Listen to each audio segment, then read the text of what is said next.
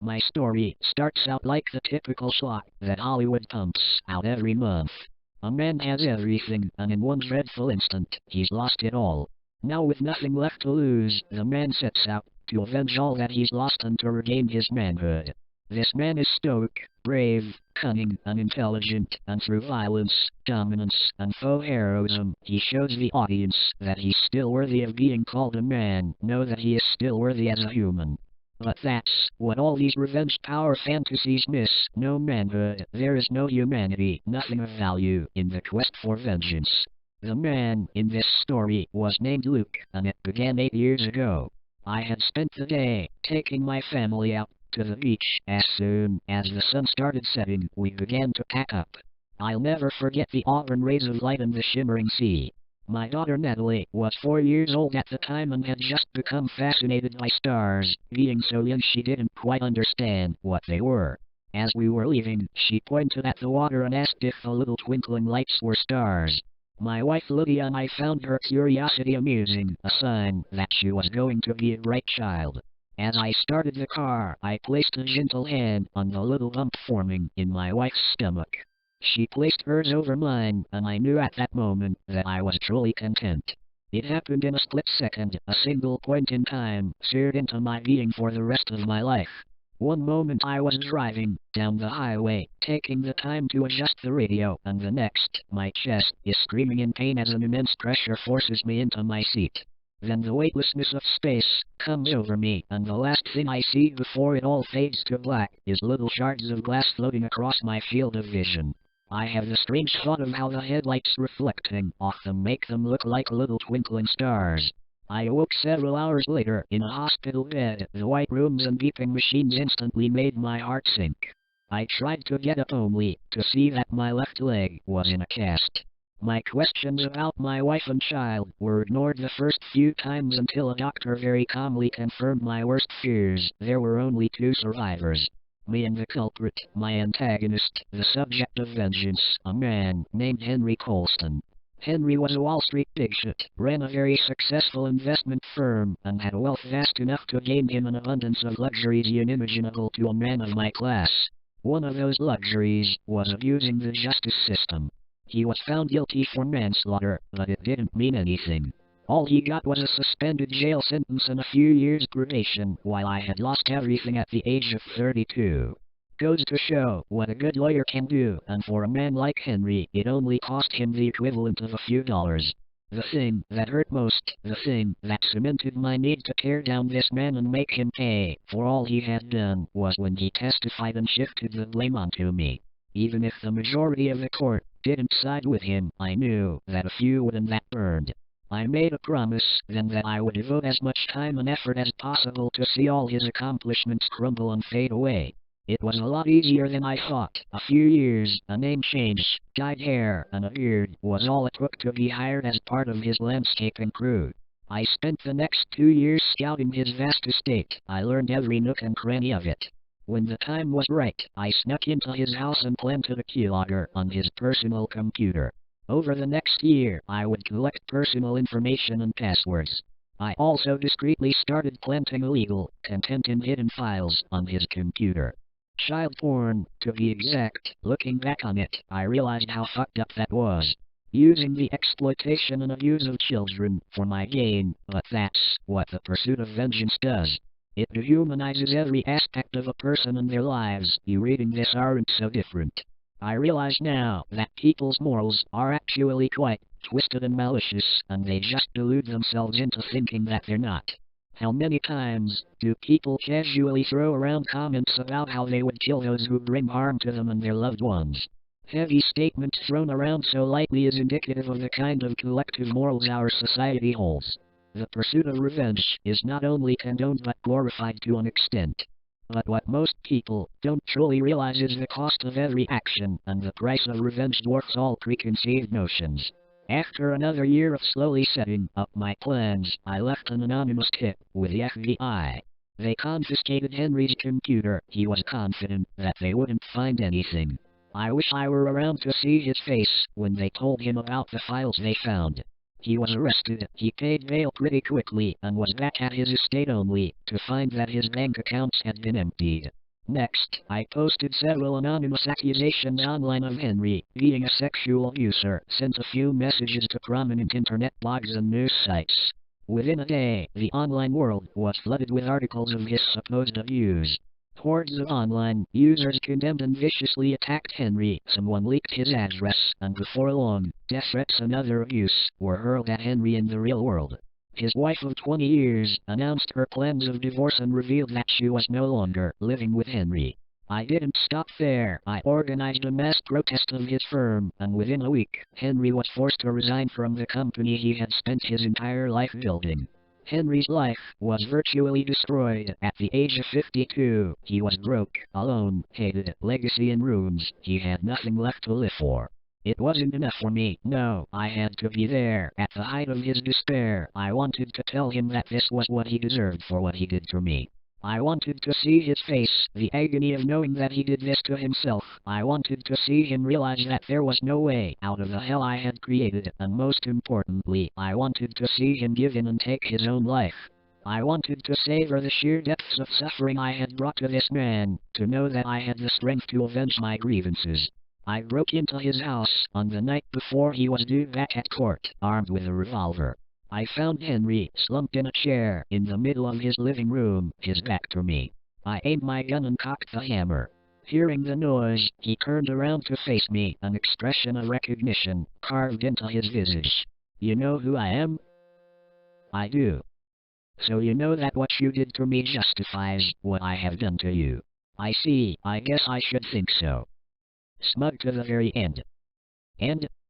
he asked.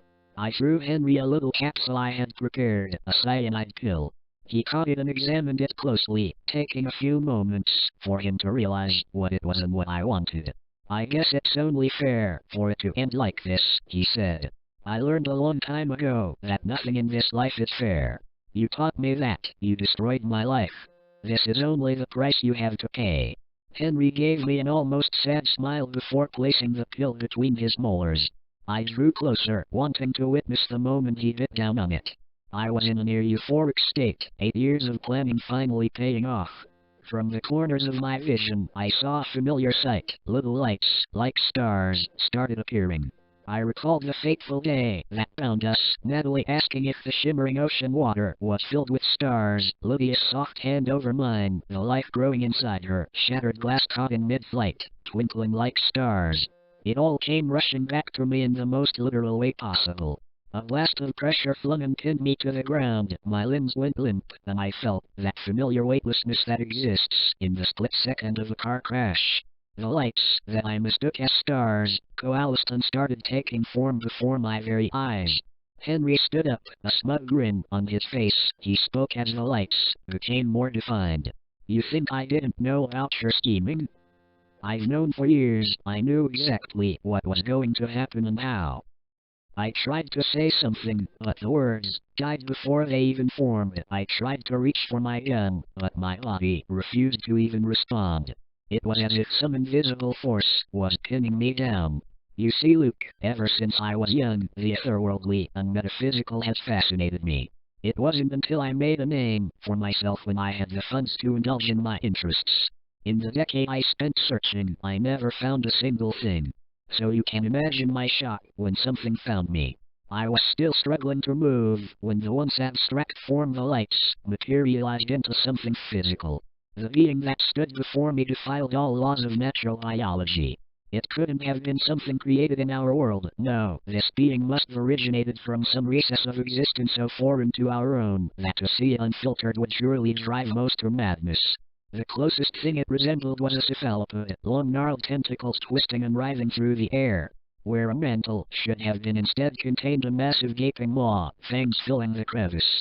A single eye, larger than my head, was set at the center of its body. It gazed onto our world with unrivaled curiosity. "Ah, you're finally here. We can begin." First one to apologize truly, what happened was unfortunate. I would have gladly gone to prison in an attempt to atone for my sins. But, fate interfered, and I had to fight to stay out of prison. See, shortly after our accident, I came into contact with the being you see before you. It offered me a chance to leave this world for another. It promised to show me planes of existence unknown to man. It showed me the future that awaited me, so we planned. We knew exactly what would occur tonight 8 years ago, and it's exactly what we wanted. The otherworldly being focused its gaze on me, and I felt myself being lifted off the ground.